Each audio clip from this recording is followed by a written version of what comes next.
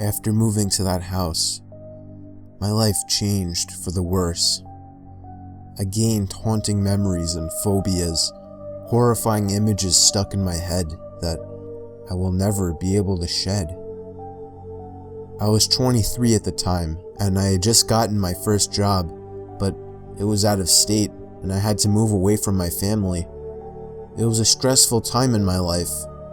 I felt mixed emotions about living in a house all by myself, so far away from my family in New Jersey, mostly a mix of excitement and nervousness. Of course, I didn't have much money at such a young age, so the house I was moving into was kind of old and run down. It was a fixer-upper, to put it lightly, but it did come with a good amount of furniture. I remember the night I arrived at the house after the long drive. It was probably close to 10 o'clock. Lugging that giant duffel bag of clothes up to the empty house, dropping the bag on the porch, pushing the key into the keyhole and turning it, unlocking more than just the door, but a whole new chapter to my life. The rest of my life, of independence. Of course, at that time, I didn't know what I was really walking into. On that first night, I tried to familiarize myself with the house a bit. There was a living room, a kitchen, a dining room, a basement, 2 bedrooms upstairs, and 2 bathrooms, one upstairs and one in the basement. I had the basic necessities furniture-wise, a fridge, an oven and microwave, a couch, a bed, and such. All the floors were wooden and a bit creaky. It was more of an ideal place for an old woman, but the price was right. I was so exhausted that I just brushed my teeth and went to sleep on that old bed in the bedroom, not caring how dirty it might have been. The first night, I laid awake for probably an hour, with the silence constantly being broken by cracks of wood and other house weathering sounds. All was fine the next morning. I ate at the nearest IHOP, got some groceries, and headed back home. Getting out of my car, I saw a woman next door getting into her car. She noticed me. I gave her a wave and slowed down, half expecting her to come over and introduce herself. But all she did was return a wave before getting into her car and driving off. Now, I was used to having unfriendly neighbors, but there was something about the way she looked at me that made me uncomfortable. I detected a hint of worry in her face. I shrugged it off and went inside. I spent the better part of the night watching TV on the old rabbit-eared television that was left in the house. When I decided to call it a night, I went to the bathroom to brush my teeth. Due to a force of habit, I still shut the door while in the bathroom. But while I was brushing my teeth, I heard the faint sound of a single knock on the bathroom door. I felt my heart drop, and I jumped back against the wall in response. The sound caught me off guard. It wasn't the sound of wood settling or anything like that. I distinctly heard the sound of a fist hitting the door. I'm living on my own now. I'm a grown man. So now I have to be a man. I turned the knob and pushed the door open with force, lunging out into the black hallway, expecting to run into somebody. But there was nothing at all. I flipped the light switch to the hallway on. All the doors were still shut just as they were before, except for the door to my bedroom. I took a deep breath and ran straight into the room, literally flailing my arms everywhere, expecting to hit somebody. I stopped and took a good look around the room. I was the only living soul in the room. So that was it. There was no other possible place an intruder could have gone. I would have definitely heard them run down the creaky old steps, and I would have heard any of the doors close.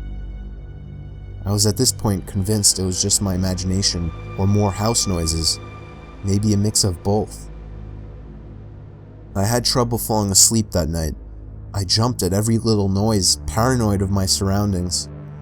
I was acting like a terrified little kid.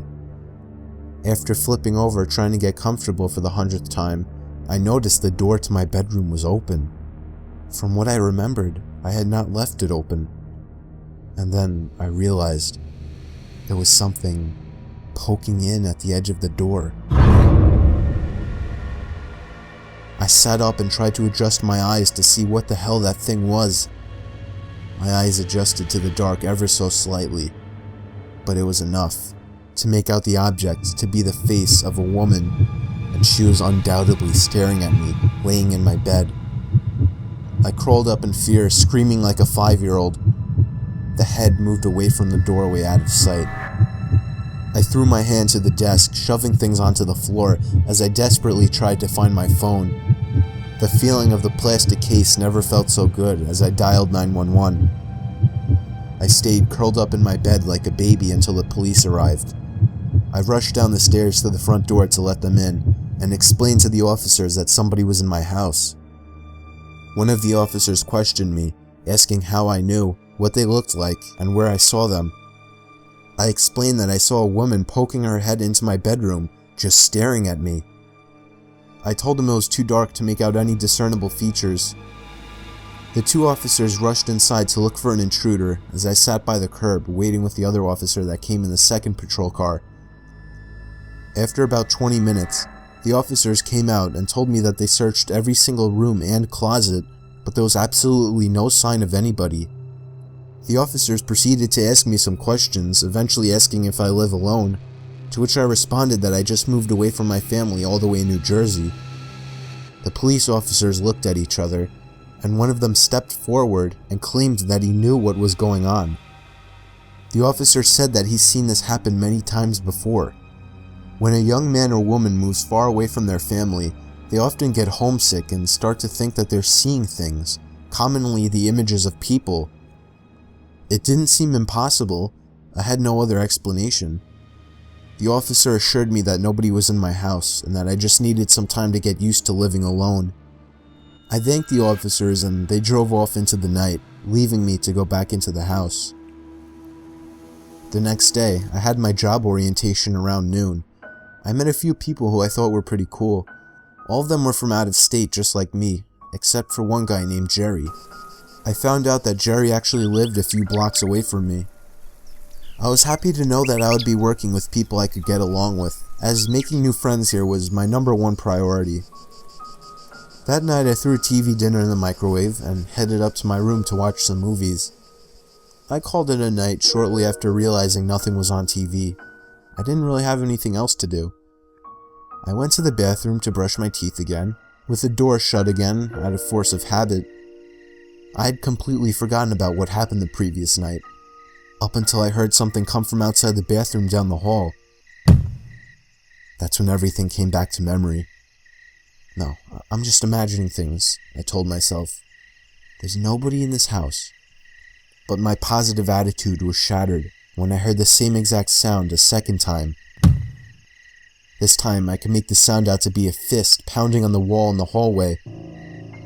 No, it wasn't supposed to be real. It can't be real. With one giant boost of confidence, I decided I had to end whatever this was. I swung open the door and stopped in my tracks before getting 2 feet away from the door. Down the hallway, by the open door of the extra bedroom, there was the same head poking down the hall right at me. The lights in the hallway were off, and I couldn't make out any facial features. I couldn't even see her eyes. I let out a loud gasp as my body once again filled with fear. If this was real, I had to confront this woman. And so I stomped down the hall, trying to seem as intimidating as possible. But as I got within a couple feet of the door, the woman slowly moved her head away from the doorway and out of sight. As soon as I walked through the doorway, I flicked on the light switch and scanned the room. Besides the only 2 pieces of furniture, the king-size bed and the antique dresser, the room was empty. I got on my hands and knees and looked under the huge bed. Nothing. Then I saw the closet in the corner of the room. This had to be it. She had to be in there. With one swift motion, I turned the knob and swung the door open. Nothing, except for a bunch of hanging ties, old jackets, and a pair of boots on the ground further back in the closet. The inside of the closet smelled disgusting, so I immediately shut the door and let it be. I was left in the empty room scratching my head. There was nobody in here. The officer was right. I was so homesick that My mind was creating phony images of a person.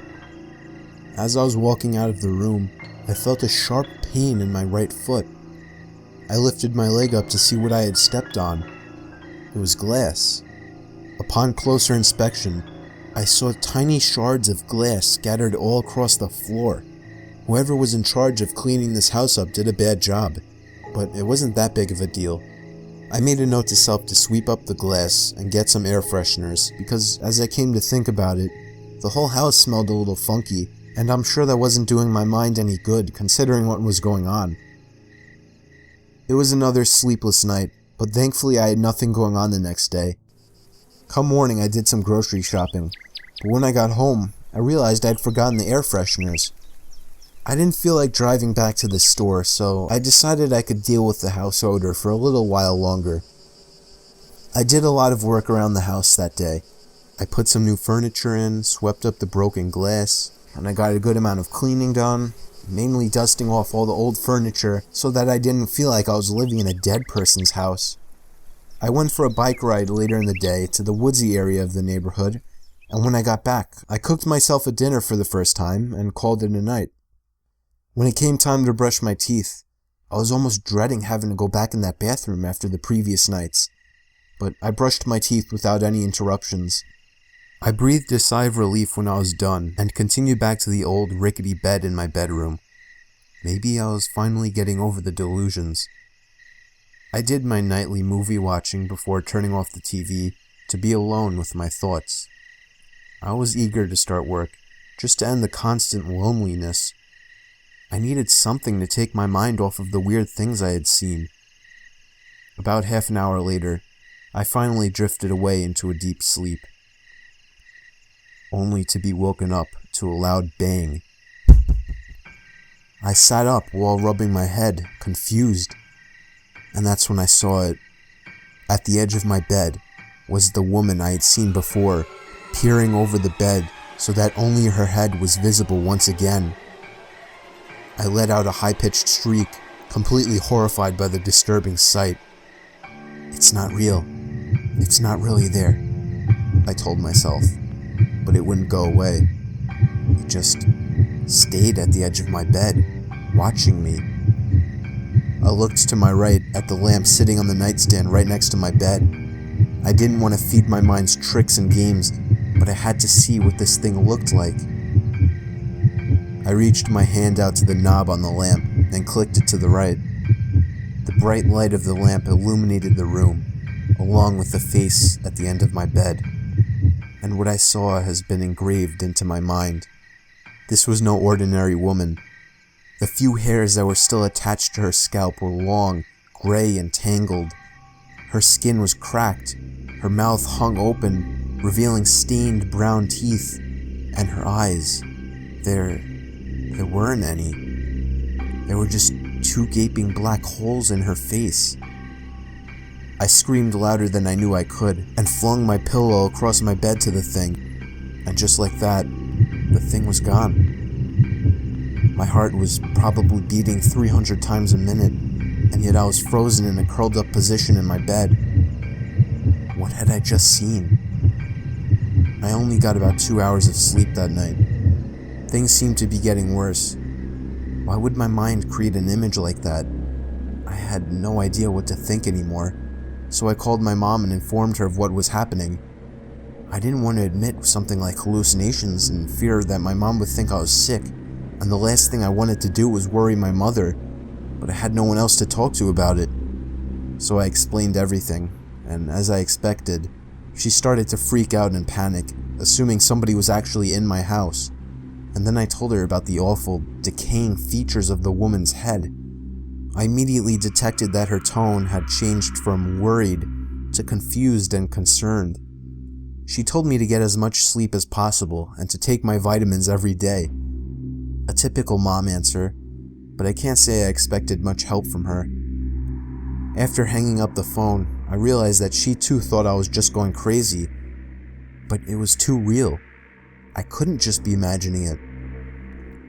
I decided to get out of the house to get my mind off of it. I went for another long bike ride, and when I got back, I went to the store again, specifically to buy the air fresheners. The fresh smell would definitely do my mind some good. Before getting on the line to check out, I ran into Jerry from the orientation. We had a quick chat. I talked about my daily activities in the neighborhood, biking, shooting hoops at the park, and a lot of movies.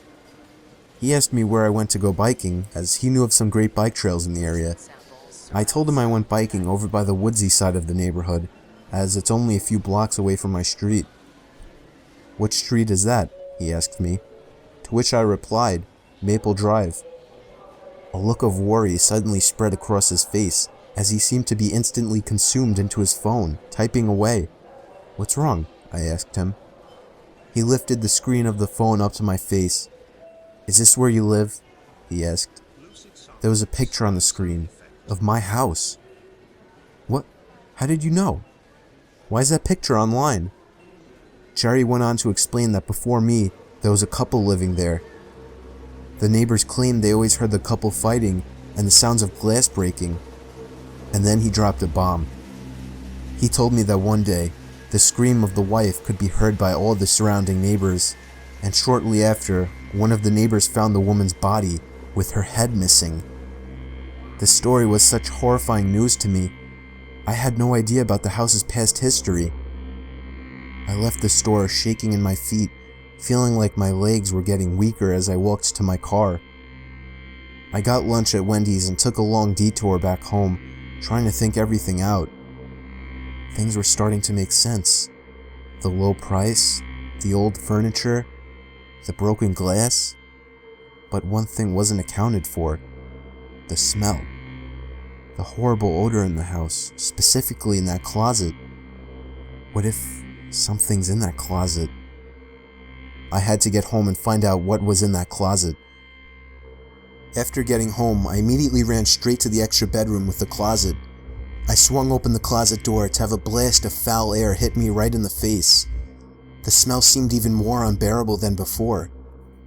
I ravaged through the closet, throwing all the hanging ties and jackets out onto the king-sized bed. There was nothing at all.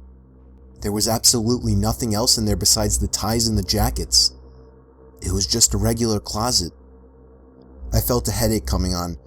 It didn't make any sense. I plugged the air freshener into the outlet in the closet and shut the door, not even bothering to hang the ties and jackets back up. I didn't understand where the odor was coming from, but it didn't matter anymore. The air freshener would take care of it. I walked out of the bedroom, but with the feeling of having missed something. I didn't really know what, but I felt like my brain was trying to tell me something. I didn't dwell on it though. I was more focused on calling my mom and telling her about the history of the house. We were not warned or informed of this history, and I intended on making a case of it. I tried calling my mom 3 times, and on the 3rd time she finally picked up. She informed me that she was just getting home from a long and stressful drive during a snowstorm. I completely forgot that it was cold in New Jersey. She told me to hang on, that she was taking her boots off, and then it hit me. Boots. The boots.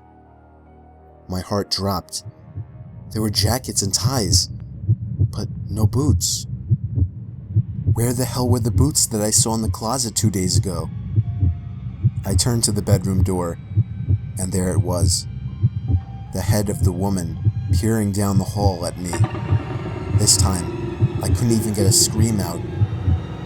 The head began to move further out into the hall, until a tall body emerged into sight. It was somebody in raggy, ripped clothing covered in bloodstains, and they were wearing the woman's face. The huge figure charged down the hall towards me, but I was already halfway down the stairs. The sound of the boots stomping on the stairs was right behind me, as I was at the front door trying to unlock and open it. I felt 2 hands grab me and shove me to the floor. I lay defenseless in the corner, held down by the towering figure. With only my legs free, I had only one option. I kicked the figure in the groin, and he collapsed down, groaning in pain. I thanked my lucky stars and pushed him off of me, freeing myself. I opened the front door and ran to my car, driving about 5 blocks away before calling the police. Unfortunately, the man was already gone when the police arrived. I had a pretty good idea of who the man was, and I gave a tip to the police. Of course, they already had a good idea as well, and it didn't really do them any good. I still don't understand how I mistook it for hallucinations, and I'm still trying to figure out where he managed to hide after each appearance. I think when he was at the edge of my bed, he simply hid under my bed for the rest of the night. And it only terrifies me to think about what would have happened had I simply looked under. I don't know why he toyed with me though. Why didn't this sick freak just kill me if that was his end goal? Or maybe it wasn't. Hopefully I'll never know. It's scary to think that that man is still out there. I moved back with my family after that and refused to move back out of state. My dad helped me get my foot in the door at the company he works for, so I think I'm alright employment-wise. But I still think of the experience every night, and sometimes I wake up in the middle of the night and I can swear that I see the woman's head peering over to me in my bed.